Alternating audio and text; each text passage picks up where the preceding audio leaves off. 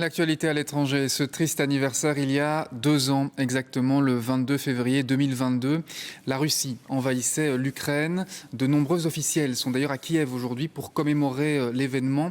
Nous y viendrons, mais d'abord la situation sur place, c'est avec Corentin Laurent.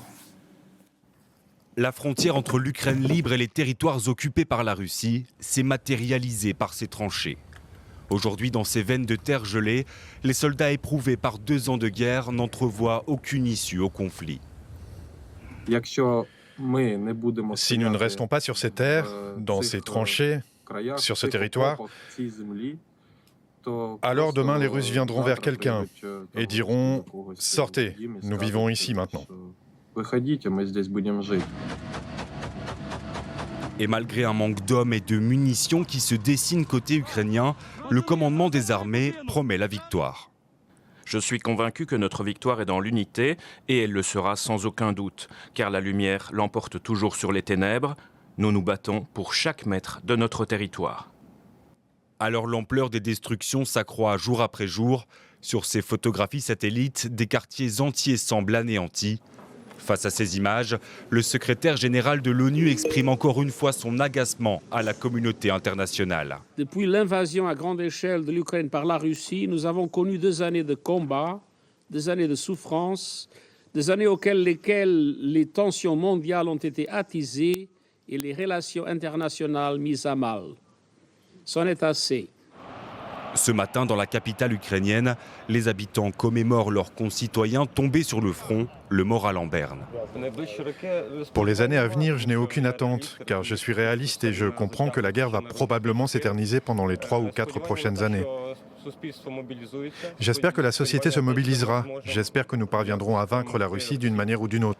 À l'aube d'une 3e année de guerre, le bilan humain est lourd. Selon les estimations, 70 000 personnes seraient mortes côté ukrainien, près du double côté russe. Oui, vous aurez corrigé par vous-même, l'invasion russe, c'était le 24 février 2022, pas le 22. En tout cas, 2 ans, jour pour jour, après le début de cette attaque, le Premier ministre belge Alexander De Croo, la présidente de la Commission européenne Ursula von der Leyen, la présidente du Conseil italien aussi, Giorgia Meloni, et le Premier ministre canadien Justin Trudeau sont tous arrivés ce matin à Kiev. Notre envoyé spécial, Quentin Marlop, est également sur place. Il nous explique pourquoi notre Premier ministre, notamment, a fait le déplacement. On l'écoute.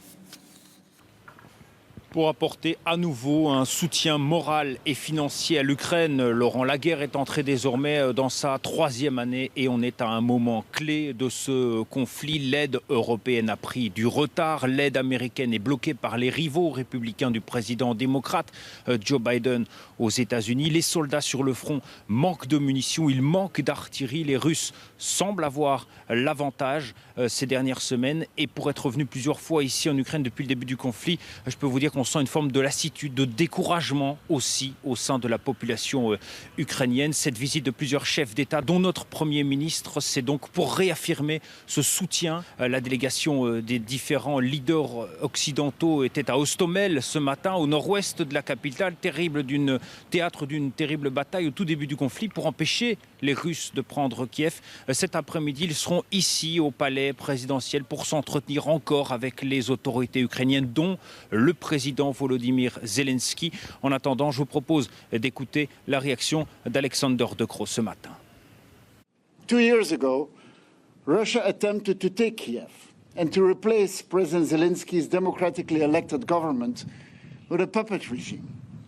And yet, here we stand, shoulder to shoulder, together with you, Mr. President.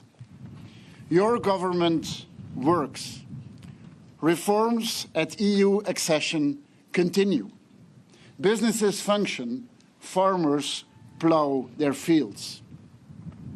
Who could have imagined on the morning of February 24th of 2022 that we would stand here today? Voilà pour les mots de notre Premier ministre. Une image encore de la Tour Eiffel à Paris. Tour Eiffel éclairée aux couleurs du drapeau ukrainien. Une manière d'apporter un soutien symbolique au peuple ukrainien 2 ans exactement après le début de la guerre.